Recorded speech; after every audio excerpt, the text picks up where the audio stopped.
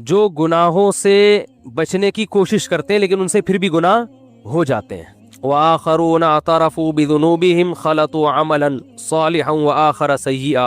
اللہ نے ایسے مسلمانوں کا بھی ذکر کیا قرآن کہ کچھ ایسے ہیں جو اپنے گناہوں کا اعتراف کرتے ہیں, انہوں نے اچھائیوں کو نیکیوں کے ساتھ ملایا ہوا ہے, لیکن ان کو فکر ہے کہ یہ چھوڑنے ہیں, کیونکہ ان کا اصل ہدف کیا ہے؟ آخرت. سوال پیدا ہوتا ہے جب ان کا اصل ہدف آخرت ہے, منزل ان کی آخرت ہے, تو پھر ان سے گناہ ہوتا کیوں ہے؟ گناہ بعض دفعہ اس لیے بھی ہو جاتا ہے کہ آپ اپنی عادت سے مجبور ہو چکے ہوتے ہیں, ہتھیار ڈال دیتا ہے انسان. دیکھو ایک بیمار آدمی چاہتا ہے نا کہ میری صحت اچھی ہو, صحت پر تو ہر ایک کا ایمان ہے نا, لیکن عادت پڑ گئی ہے چرس پینے کی, اس کو پتہ ہے کہ نقصان ہے. ہیروئن پینے کی عادت پڑ گئی, وہ دیکھ رہا ہے کہ میرے ساتھ میرے دوست جتنے بیٹھتے تھے ہیروئن پی پی کے سارے اس دنیا سے بولو چلے گئے, تو اب اگلا نمبر اس کو پتا ہوتا ہے میرا ہے, لیکن پھر بھی پی رہا ہے. کیوں پیتا ہے؟ اس لیے کہ جب نشہ چڑھتا ہے تو اس کے لیے اپنے آپ کو برداشت کرنا روکنا بہت مشکل, اتنا کانفیڈنس نہیں ہوتا اس میں, اتنی قوت برداشت نہیں ہوتی. تو اس طرح کے جو گناہگار ہیں یہ صرف چرسی اور ہیروئنچیوں میں نہیں ملیں گے آپ کو, یہ ان لوگوں میں بھی ملیں گے جو مادی نشہ نہیں کرتے, کیونکہ نشہ صرف چرس اور ہیروئن کا نہیں ہوتا, بہت ساری چیزوں کی عادت پڑ جاتی ہے. یہ جو جہیز کی لعنت ہے نا, نشہ ہی تو ہے. کلچر کو نشہ ہو گیا اس کا, کلچر نے من حیث الکلچر یہ سٹا لگانا, جہیز کا سٹا لگانا شروع کر دیا ہے. لہذا اب کہیں شادی میں جہیز نہ ہو تو پورے خاندان کو ایسا لگ رہا ہوتا ہے جیسے کسی چرسی کو چرس نہیں ملی, ہیروئنچی کو ہیروئن نہیں ملی, تو پورے خاندان کو ایسا عجیب سا فیل ہو رہا ہوتا ہے کہ یار یہ کیا ہو رہا ہے, کس قسم کی شادی ہو رہی ہے. یہ بھی نشہ ہے, چڑھ گیا دماغ پہ.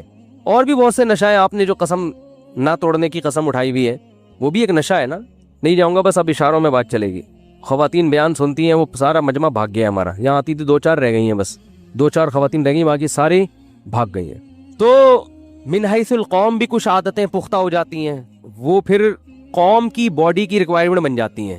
یعنی قوم من حیث القوم یہ چاہ رہی ہوتی ہے بس یہ تو ہونا چاہیے. بعض قبائلی علاقوں میں یہ دستور ہے کہ ذرا سا بیگم پہ شک ہوا, ٹھا گولی سے اس کو اڑا دیا. ایک صاحب مجھے بتا رہے تھے کسی قبیلے کا واقعہ, کسی خاتون کو کسی آدمی کے ساتھ دیکھا, جان سے مار دیا. میں نے کہا یہ تو صحیح نہیں ہے, ثبوت کیا ہے کہ اس نے بدکاری کی نہیں کی. تو وہ کہنے لگے بھائی ہماری رسم ہے, ہمارے ایسا ہوتا ہے. اب وہ رسم چھڑوا نہیں سکتا کوئی بھی ان سے, قومی رسم بن چکی ہے. یعنی اب آپ چھڑوانے کی کوشش کرو, آپ دنیا چھوڑ دو گے, رسم نہیں چھوٹے گی الا ماشاء اللہ.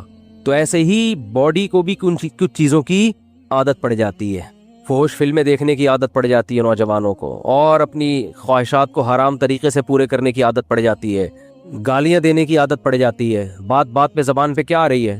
گالی آ رہی ہے. گٹکوں کی عادت پڑ جاتی ہے, پتہ ہے نقصان دہ ہے. دیکھو جو اسلام آپ کو دن میں درجنوں دفعہ مسواک کرنے کا حکم دے رہا ہو, وہ گٹکا آپ کے منہ میں برداشت کرے گا جو وہ مذہب؟ نبی صلی اللہ علیہ وسلم صبح اٹھتے ہی مسواک, ہر نماز میں مسواک, اتنا دانتوں کو صاف رکھ رہے ہیں. تو چلو آپ مسواک نہیں کرتے, اسلام کے حکم کو چھوڑ دیا, یہ برش نہیں کرتے, دانت صاف نہیں کرتے, اسلام کے حکم کو چھوڑ دیا.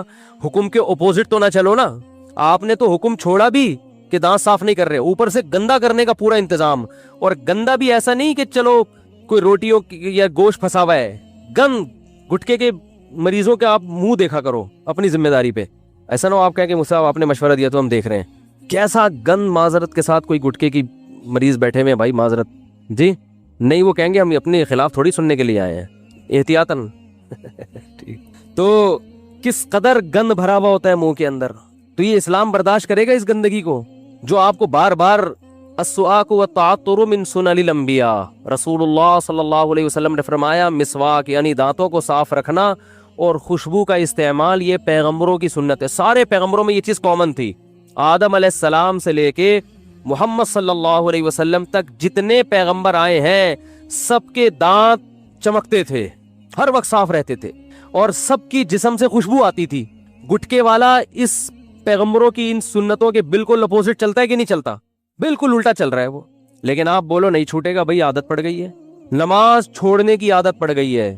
ہمارے ایک دوست تھے, ہم جہاں رہا کرتے تھے نا, تو نماز پڑھنے کے لیے ہم جب مسجد میں آتے تو ہمارے ایک دوست تھے, ان کی ہمیشہ فجر میں 1 رکعت نکلتی تھی, ہمیشہ. ہم ان سے کہتے تھے یار چلو کبھی ہو گیا, روز آنا ہی آپ کی 1 رکعت نکلی ہوئی ہوتی ہے. انہوں نے کہا کیا کروں یار, میں بس جب بھی پہنچتا ہوں یہ ہوتا ہے وہ ہوتا ہے, وہ یہ ہو جاتا ہے وہ ہو جاتا ہے, اور کچھ نہ کچھ ہو ہی جاتا ہے. ہم نے کہا چلو نماز جب 5 منٹ آگے ہوگی تو آپ کو مزید 5 منٹ کا ٹائم مل جائے گا. مزید 5 منٹ کا ٹائم مل جائے گا تو چلو ابھی گرمیوں میں نماز ذرا جلدی ہو رہی ہے تو رات کو دیر سے سوتے ہوگے, صبح اٹھتے اٹھتے کوئی مسئلہ ہوتا ہوگا, تعویل کرتا ہے نا انسان. دوسرے کے بارے میں تو اچھی تعویل ہی کرنی چاہیے نا. اپنے بارے میں انسان بدگمان ہو, دوسرے کے بارے میں اچھا گمان رکھ. تو ہم اچھا گمان رکھتے تھے, مجھ سے کہتے تھے کوئی بات نہیں. اب نماز جب 5, 10, 15 منٹ آگے ہوگی تو اب آپ کو ٹائم زیادہ مل جائے گا. 5 منٹ بھی آگے ہو گئی تو 1 رکعت تو مل جائے گی نا مزید. لیکن ہم دیکھتے تھے نماز 5 منٹ آگے, وہ بھی 5 منٹ آگے اسی حساب سے. نماز 20 منٹ آگے تو وہ بھی 20 منٹ آگے. اور میرا خیال ہے 15 سال میں نے ان کو اسی حالت میں دیکھا ہے, ہمیشہ 1 رکعت ان کی نکل رہی ہے. یہ بھی نشہ ہے, چرس اور ہیروئن کی طرح, ٹائم پہ نہ پہنچنے کا نشہ. چلو غنیمت ہے پڑھ رہے تھے, یہ بھی بڑی بات ہے. لیکن میں ان سے کہتا تھا جب جو نہیں پڑھ رہا اس پر تو اعتراض نہیں ہوتا, اس لیے کہ وہ تو سست ہے ایک نمبر کا نا, کاہل ہے, اسے تو پڑھنی نہیں ہے.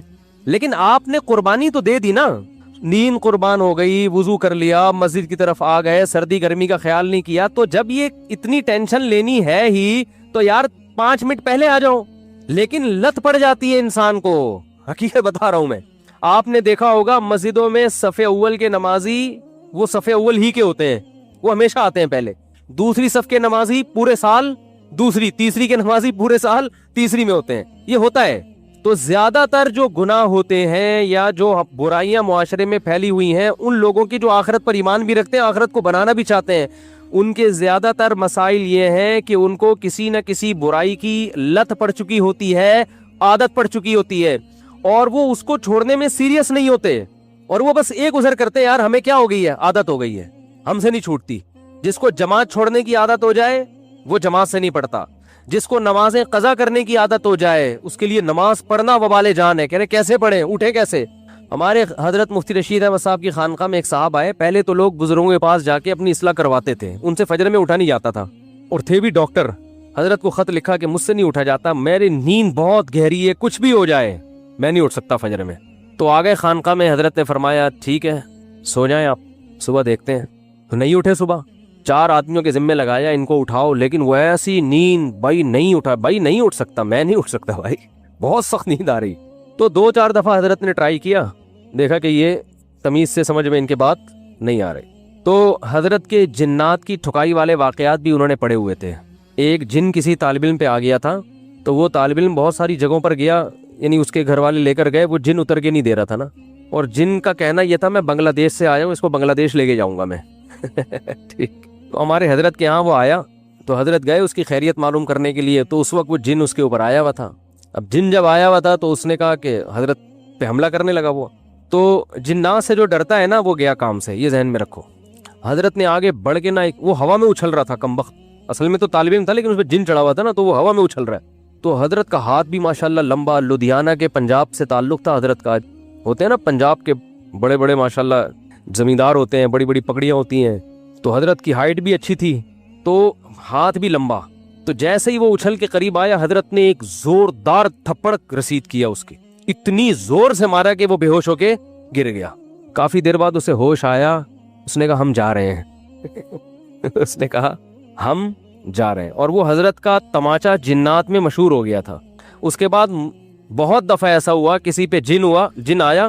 یہ واقعہ حضرت کی کتاب میں بھی لکھا ہوا ہے, یہ ہم نے تو براہ راست سنا ہے. کئی بار ایسا ہوا کہ کسی پہ جن آیا, اس نے حضرت کو فون کیا, تو حضرت نے کہا ٹھیک ہے میں آ رہا ہوں. حضرت جب پہنچے تو بندہ بالکل ٹھیک تھا. اہل خانہ نے بتایا کہ جنات یہ کہہ کر گئے ہیں کہ مفتی رشید احمد صاحب آ رہے ہیں, ہم جا رہے ہیں. مفتی صاحب آ رہے ہیں, ہم جا رہے ہیں. روب بٹھاؤ روب. واقعہ آئی گیا تو اپنا بھی ایک سنا دو. کسی پہ جن آیا ہوا تھا ہمارے کسی ریلیٹو پہ. میں تو یہ عاملوں کو مانتا نہیں ہوں, اور نہ ان کے پاس کسی کو لے کے جانے کا مشورہ دیتا ہوں. تو جن پہ آیا ہوا تھا ان کے تعویذ گنڈے تو نکلوا کے ہم نے سارے پھینکوا دیے. ہم نے کہا کچھ بھی نہیں ہے وہ, لیکن وہ سچی مچی کا جن تھا. ٹھیک. تو مجھے دھمکی دے رہا تھا کہ میں تجھے چھوڑوں گا نہیں. اچھا یہ بات بھی ہے تقریباً 2009 یا 10 کی. اس وقت میں بہت ہی باریک تھا. جن لوگوں نے میرا 10 سال پرانا ماضی دیکھا ہے نا, ان کو پتا ہے میں تو 2013 کے بعد تھوڑا سا جسم پہ گوشت آیا ہے, ورنہ تو کہیں گرتے تھے تو ڈائریکٹ ہڈی شروع ہو جاتی.